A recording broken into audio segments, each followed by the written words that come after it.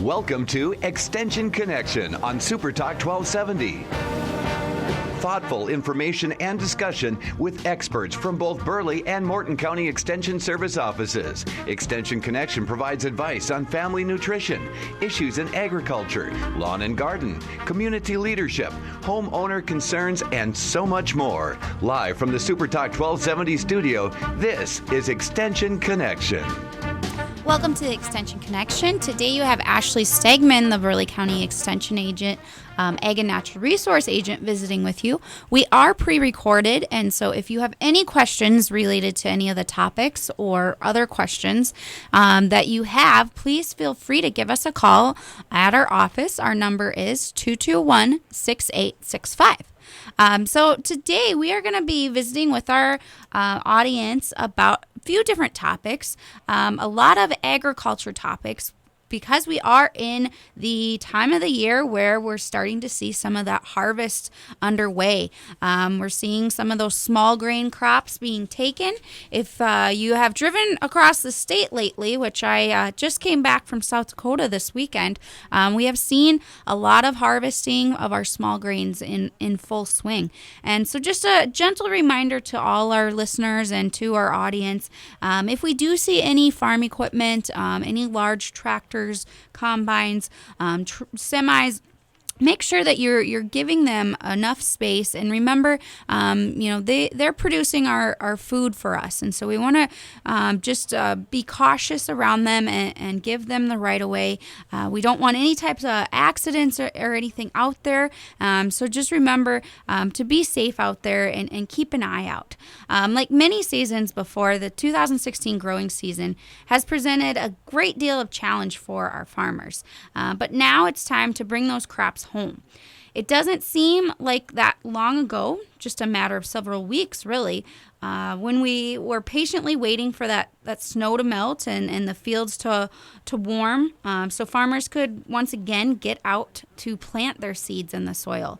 Here in North Dakota, we had a fairly nice spring, not too much moisture as in snow, and so we were able to get going at a regular time. But I do know other parts of the country, especially those corn states, my family back in Iowa, they struggled getting the seed in the ground in time, and so they're typically about their corn and soybean harvest is before ours, and they're going to be behind this year. They were about 3 or 4 weeks behind putting that seed in. So here in North Dakota, we kind of have a jump on everybody else, and so that's where we're seeing a lot of those small grains being taken, especially out west. A lot of that wheat, durum, oats, barley, that's already been taken. And so we're just kind of waiting here in the central part of the state. We have quite a few fields that are underway for harvest, but just kind of waiting for that for those last small grains to mature finally. But we had a good spring. We were able to get in the fields. We didn't have a whole lot of issues with moisture. We were dried out there for a while, and then we did get some rain going again. And some will say, especially if you have hay to put up or are in the midst of putting hay up yet, we did get moisture at the wrong time of the season for our hay crop this year. We're seeing hay yields down compared to other years. There's just isn't enough moisture there to really make the yields that we're used to and really increase that protein value. So that's just a reminder for some of our individuals that are with that hay crop. If you're wondering about your protein values or your TDN, by all means, make sure that you are getting that tested. Now, we have several labs that we do suggest. So if you have any questions about that information, please just give me a call at our office. My number is 221-6865, especially if you are looking to sell that hay. A lot of times our producers do want to know at least what type of value or what protein or TDN values that forage has. That will really help that potential buyer to utilize in as a feedstuff later on for his livestock. Once again, talking about the harvest, and when we think about it, we really lacked that moisture at the beginning. That snow cleared, that little bit of snow we did have. Some parts of the state did have some snow in the ground. But the temperatures warmed up, and we saw farmers rushing out to get their crops in. Optimistic as always that this would be a bountiful season. I think that's something that our farmers are always very good about knowing and thinking about the season and how and when to get that crop in. Spring is a special season because it's filled with hope and optimism. Mother Nature, we hope, will cooperate. That the rain would come and at the right times and the right amounts. That the temperatures won't freeze or burn the crops out, or that the snow stays away. And so looking into the fall here and knowing that we're well under our small grain harvest already, we just hope that the weather will hold out and we can get those growing degree days that our soybean and our corn need to finish their maturity. Hope that the insects and disease didn't become major problem. We did have some reports, especially in the more north central part of the state of North Dakota. They had a lot more moisture this year, and so they did have some issues with more disease from that moisture. And of course, there are some insects that do, wreak havoc on some of our crops. We saw a lot of grasshoppers increasing out west. Those adult grasshoppers are starting to move into our row crops, such as our flax and our corn and sunflower. As the cereal grains are starting to dry down and even be harvested, like we said, and the ditches are hayed, we're seeing reports of high grasshopper populations. This has come mainly from the southwest area of North Dakota. Grasshoppers are primarily still feeding on the field edges and have not moved into the moved far into the fields. Most grasshoppers, some information about grasshoppers, are in the adult stage with wings, so they are much more mobile and can fly in search of later maturing green crops to infest. Feeding injury from grasshoppers include leaf striping, beard loss after heading, and head clipping, and you'll see the kernels that have been fed upon, they'll be completely destroyed. And so we are seeing some reports of some grasshoppers numbers increasing. Hot and dry weather conditions will favor grasshopper population increases. And so that's exactly what we've been having of lately, some really hot days. Grasshoppers will be active until the first hard frost. Now, typically we look at our first frost for North Dakota, for this central area of North Dakota, to be about October 15th. And so we've got a couple months to go yet, but that's something just to keep in mind. So continue to scout for grasshoppers until the fall. The economic threshold for adult grasshoppers is about 8 to 14 per square field in field, and about 21 to 40 grasshoppers per square yard, in the field margins. And so as we see those crops start to dry up, even get harvested, we're going to see those grasshoppers move in towards our fields and try to find more of that green, lush crop yet. For insecticide recommendations or by crop, please consult our 2016 Field Crop Insect Management Guide. Remember, observing the pre-harvest and being out scouting is probably going to be your most effective method right now. And with that, it looks like we're going to be taking a break.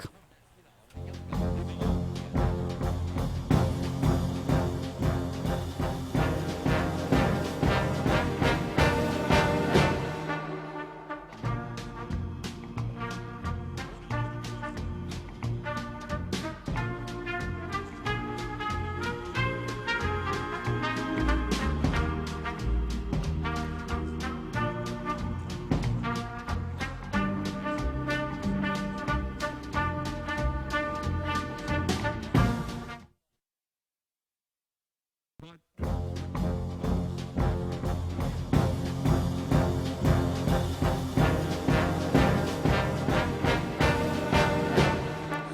back to the Extension Connection. Today you have the Burleigh County Extension staff, Ashley Stegman, with you visiting, Ag and Natural Resource Agent. And before the break, we were just talking about how harvest is underway. A lot of our farmers and our producers are out harvesting their small grains.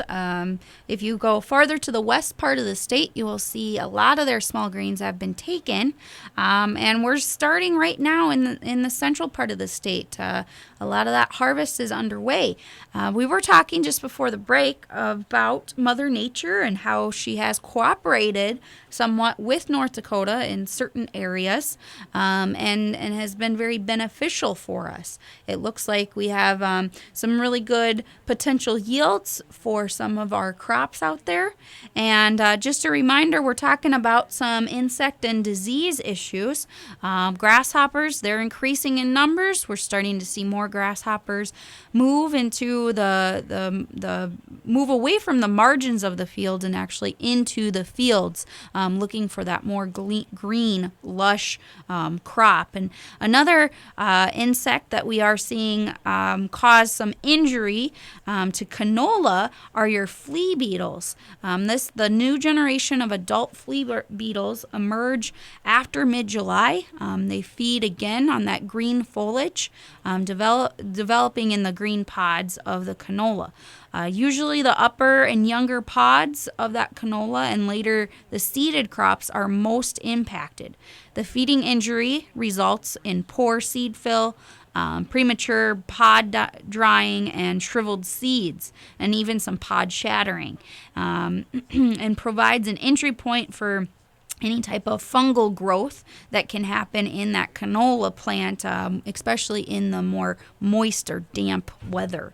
High populations of flea beetles are being observed feeding on pod stage canola, again, kind of in the southwest part of North Dakota. Especially we've had a lot of reports around the Dickinson area. There really is no economic threshold that has been developed for flea beetles in the pod stage. However, control may be necessary with large and increasing numbers of adult flea beetles that congregate and feed on those green pods. You want to remember to be checking your insecticides before spraying. Follow all instructions and application methods. Flea beetles will continue to feed until fall on any green tissue to fatten up for overwintering. And so these little creatures, they will overwinter. And so if you are having an issue with them in your canola fields, more than likely they'll be there again next year. And so you might want to definitely be keeping your cropping management rotation up to schedule and making sure that you're not putting canola back in, because those flea beetles will overwinter and they may cause more havoc on your crop there. Just a little update on our crops here in the south central area. We have, based on our NDON, which is our North Dakota Agriculture Weather Network, it records our temperatures, our winds, our moisture ratings, all of that information. And it says, based on our reading here, the region's rainfall during July ranged from 2.9 inches to 7.2 inches for the south central area here. So we really saw about 3 inches to about 7 inches of rain for the month of July. So some areas doing really well. Other areas might need a little bit more. That's just how Mother Nature decides to hand it out. Farmers really would welcome some sunshine and dry weather to allow completion of those cool season crop harvest and to limit any disease threat for our broadleaf row crops. Harvest is near completion with the winter cereals, barley, field pea, and we're starting on the spring wheat here. Corn is in the blister stage, which that means it's in the R2 stage. Based on our weather reporting end on. Corn that was planted around April 30th or right at the beginning of May there has had about 1,375 growing degree day units. And so for corn to be completely mature, needs about 1,680 growing degree days. So we have some growing degree days to go yet, and so we're just kind of waiting for that corn to mature. Soybean is in the pod to early seed development. Our dry beans is producing seed. Sunflowers are starting to flower, and flax is beginning to reach seed maturity. So we'll start to see some of that flax being harvested here too. Manageable crop pests continue to monitor include your soybean aphids, sunflower infesting insects, dry bean and sunflower rust. So these are some of those things that we still can be scouting even this time of the year when we think our crops are almost there getting done. And so those are a few things that we can think to remember. And another helpful information for our harvest that's underway is making sure to check all equipment, during use, before use, after use even, making sure that it holds up through our harvest season. Without any major breakdowns, this causes farmers to lose a lot of precious time. And I know how important it is to be able to get the harvest out and get it in the bin or out. So it's really important just to double check all your equipment before using or during using. Just to kind of go back to talking about our harvest and our growing season so far.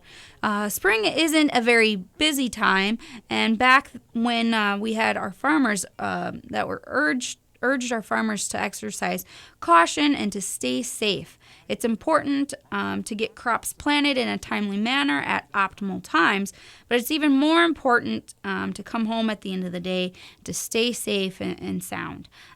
So on the other hand, we talked about different regions of kind of the breadbasket here, if you will, the middle of the United States, were begging for rain, or some had more rain than they needed. Farmers watched helplessly as day after day went by without rain, and their crops began to shrivel in the late summer heat. We saw some of that happening maybe a little farther out west.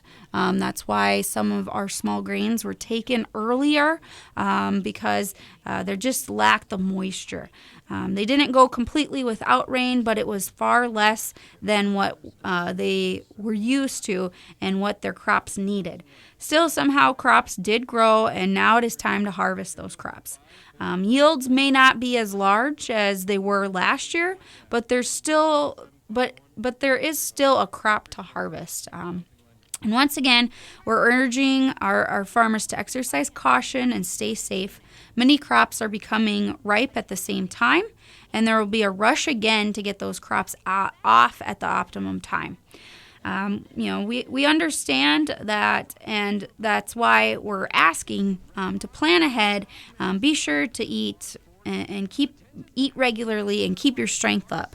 I remember many times bringing lunch or dinner, even supper, out to mom and dad in the field. So remember, have plenty of water. Make sure if you're feeling tired or overworked, make sure that you're taking care of yourself. Harvest is a busy time of the year, but we want everybody to remember to stay safe, whether you're in the equipment or you're just putting in long hours throughout the day.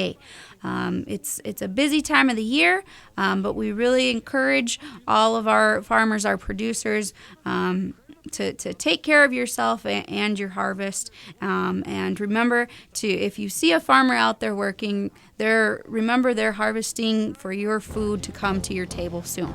With that, looks like we're going to be taking a break.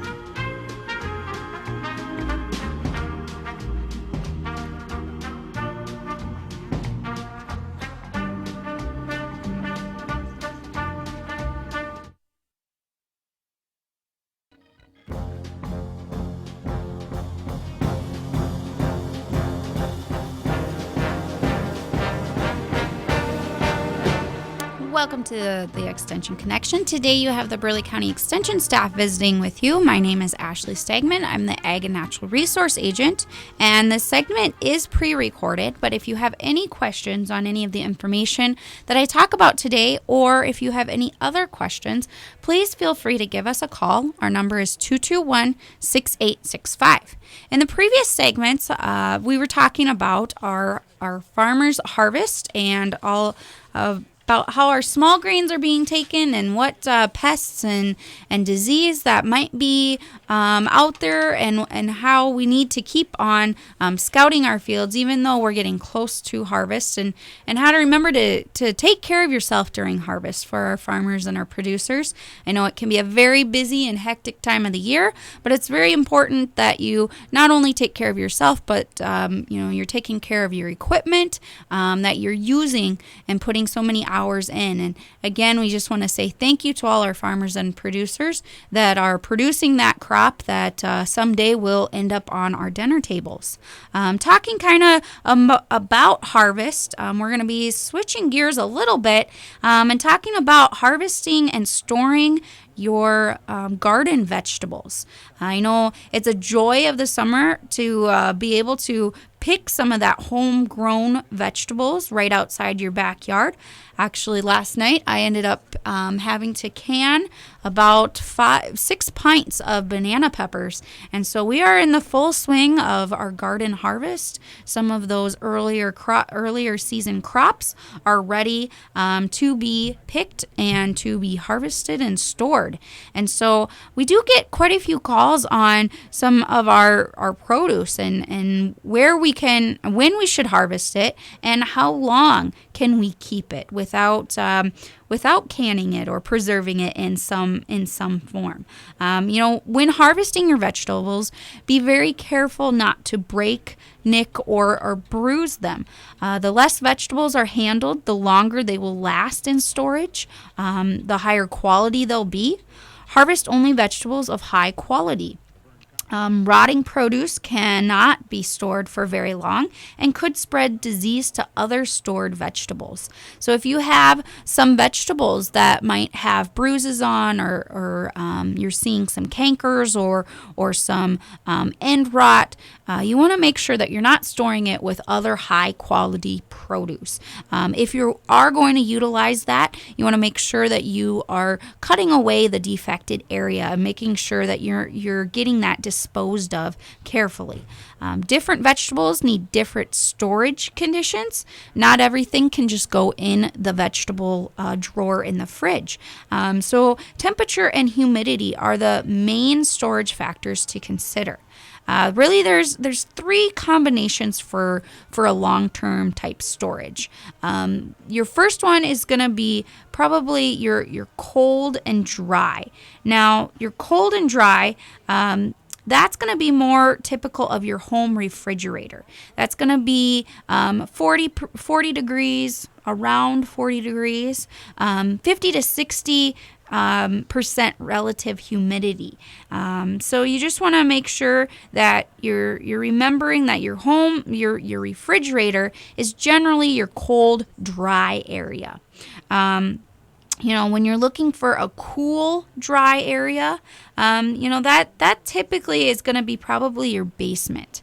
In kind of the dark corners of your basement, maybe you have a canning closet or a cellar or something, somewhere where it's going to be cool. It's going to be it'll be cool there. And one really big thing, especially for storing vegetables in your basement, you want to make sure that you have some type of ventilation. Even though that produce is off the vine or off the stem now, you want to make sure that they're still getting some good airflow. Harvest vegetables, they're not dead. They're still living, if you will, but they still breathe and require oxygen to maintain that high quality.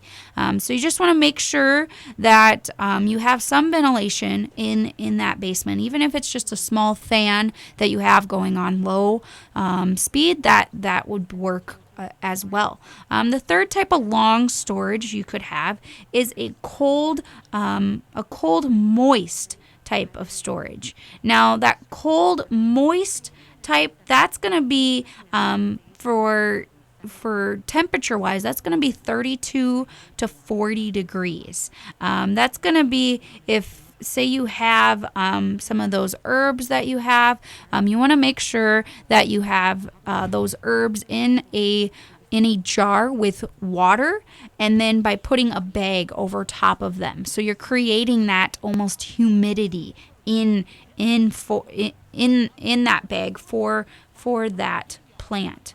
Some vegetables such as cucumbers, peppers, and tomatoes require that cool, moist storage. And so that's around 55 degrees. These conditions are difficult to maintain in your typical home. That's why you see often your cucumbers, your peppers, and your tomatoes, sitting out on the counter, or you might see them start to spot or have go bad quicker, is because really the type of storage that cool moist is hard to emulate in your kitchen or your refrigerator. So expect to keep vegetables requiring cool and moist storage conditions for only a short period. They're not going to last as long as some of our other other long-term storage options. Some of the things just to remember, as far as some vegetables that you might be harvesting right now. I know I have a bunch of beets that are ready. When you harvest, you want those to be about an 1.25 inches to 3 inch in diameter, depending on what size you're wanting and your variety. It's good to store those in a cold and moist setting. So that's gonna be about that 55 degree mark. They can last up to 5 months.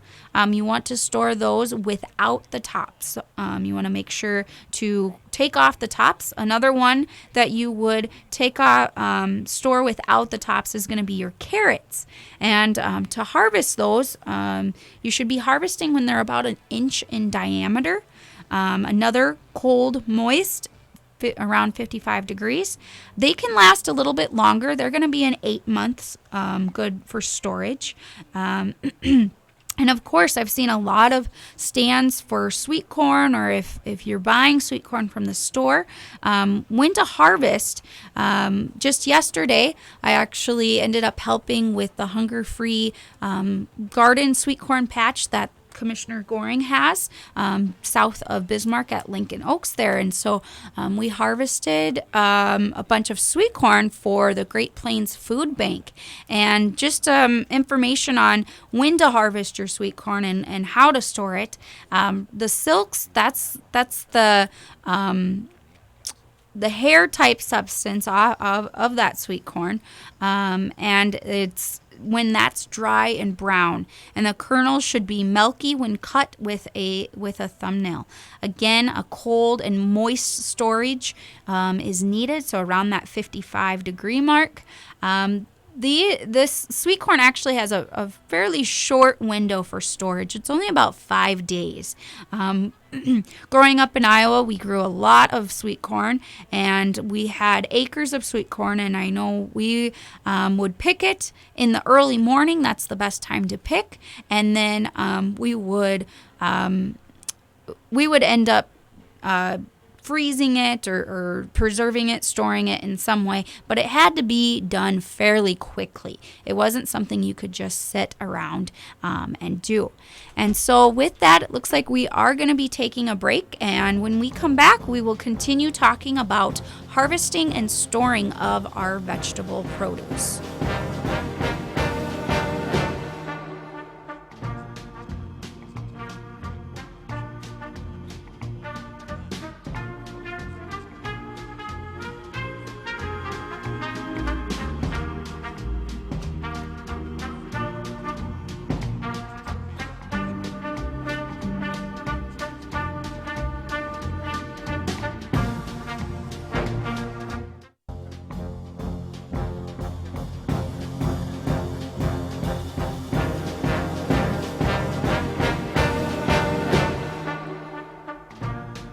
back to the Extension Connection. My name is Ashley Stegman. I am the Ag and Natural Resource Agent for Burleigh County. And today we have been visiting a lot about our harvest, whether it's our farmers harvesting our small grains or our gardeners harvesting those vegetables from our gardens. A few items that we were talking about is long-term storage and the different types of storage, whether it is a cool, dry area that might be a place in your basement, or maybe it's a cold, moist area, which could be found, in your refrigerator, or maybe it's just out on the counter, a cool, dry area. And so there's 3 different types of storages. We're talking about vegetables, when to harvest and how to store. One, I know I've been harvesting some of my peppers along with the banana peppers, the jalapenos, and green peppers. You want to be harvesting those when fruits reach the desired size and color. They're typically stored for about 2 weeks. Just a few things about peppers and even cucumbers you want to remember is when storing them, you want to have them in about a cool spot in the kitchen, 55 degrees, and in a perforated plastic bag. And so often when you go to the supermarket, the grocery store, you purchase your fruits, your vegetables, and put them in that bag. You want some type of bag there with some holes in to be able to create that humidity that cucumber, that pepper needs. And storage in refrigerator for a few days is okay. Typically, they last about a week. One thing that you will find, though, if you leave them in your refrigerator longer than a few days, you'll start to see some pitting and water-soaked areas. That happens when the cucumbers, the peppers, they aren't as crisp. They kind of get pitted. That's what we refer to as water-soaked. So they hold in a lot of that moisture, and they just get somewhat soggy, if you will. Soaked in areas if chilled before 40 degrees. And do not store your cucumbers with your apples or tomatoes. Now, this was something interesting that I found out. You do not want to be storing those cucumbers with your apples or tomatoes because cucumbers react poorly to ethylene gas, and that's something that's the ripening agent that an apple, a banana, a tomato goes through in order to get ripened. And so that gas that those those vegetables and those fruits give off really hinders the quality of your cucumbers. So you want to make sure that you're not putting any cucumbers by your apples, your bananas, or your tomatoes, or really any fruit or vegetable that has to ripen. Onions are something that we're seeing, that they're starting to get ready. Harvest when the necks are tight and the scales are dry. You want to be you want to be storing those in a cold, dry area. Now, onions can last a lot like our parsnips or even our potatoes. They can last up to four months. And so you want to cure at a room temperature 2 to 4 weeks before storing. So get them acclimated to that area before you go and put them in your dry, cool area. And you do not want to freeze them. Onions lose once they freeze. They have all that water within the onion that crystallizes, and then that crystallization, when it gets thawed, will just make that onion really soupy almost, and even not desirable, and it won't have that crunch or crisp that an onion should have. Talking a little bit about potatoes. Now, our potatoes probably aren't quite ready yet, but when you see that vine die back, that's that's when your potatoes are ready. You want to make sure that the cold and moist storage and keep them away from light. That's very important. Cure at about 50 to 60 degrees for 14 days before storage. That's a lot like our onions. You want to make sure that you cure them at room temperature before you put them into your dry storage. Now, onions and potatoes, even though you can store them you can store them similarly, you cannot store them together. What will happen is the onion will actually encourage that potato to continue to grow and shoot out more eyes of that potato. And so we really do not want to be storing our onions and potatoes together. So if you have any questions related to harvesting or storage of your vegetables here from your garden, we do have a wonderful article from the University of Minnesota. You can find that on our Facebook page. Look for NDSU Extension Service, Burleigh County.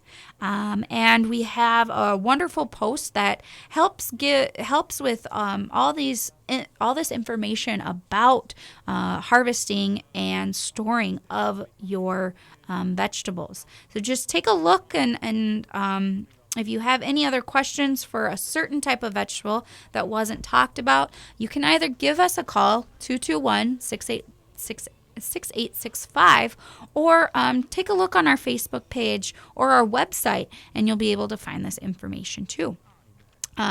Just putting out there that we have a couple events that are coming up. We have a Master Gardener core course that's going to be starting here. We actually it's a training program that will run for 10 weeks, beginning September 9th and ending December 2nd, It's typically Friday mornings from 8:30 a.m. to 12:30. Our Burleigh County Extension office at 3715 East Bismarck Expressway is going to be a classroom site. If you are interested in becoming a master gardener, or maybe just taking a gardening class, this is a wonderful training. Many specialists and extension staff within NDSU will be putting on this 10-week program. Registration, there is a registration form that you can find online, or give us a call and we can assist you with that. For any more information related to our Master Gardening course, please call our extension office at 221-6865. Like I said, this is a wonderful opportunity. I believe we have open registration until Friday, this week Friday. That is going to be open until noon on Friday. Another opportunity, if you're looking just for some more information about some of those plants and vegetables from your garden and how to utilize them, we're going to be starting up our Field to Fork Wednesday weekly webinars, and this is actually starting August 17th, so today, and we're going to be extending the growing season and putting the garden to bed by Tom Kelb, our extension horticulturist for the state here. That is Wednesday today from 2 to 3. If you would like to be part of this, registration link is on our NDSU Extension Field to Fork website. So just Google NDSU Extension Field to Fork, and you should be able to find a link there that will be able to get you set up right away for that webinar. There's a lot of other great educational opportunities within that Field to Fork program. So if you have questions about it, make sure you give us a call, check out our website, or our Facebook NDSU Extension Service, Burleigh County. We have all this information there. And looks like that is going to wrap us up for this week.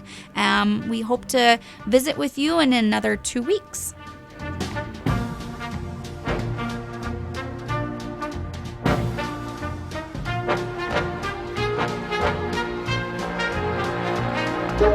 You've been listening to Extension Connection on Super Talk 1270. News and information from NDSU Extension Service and representatives of Morton and Burleigh County Extension offices. Tell your friends to listen in for the next Extension Connection, exclusively here on Super Talk 1270.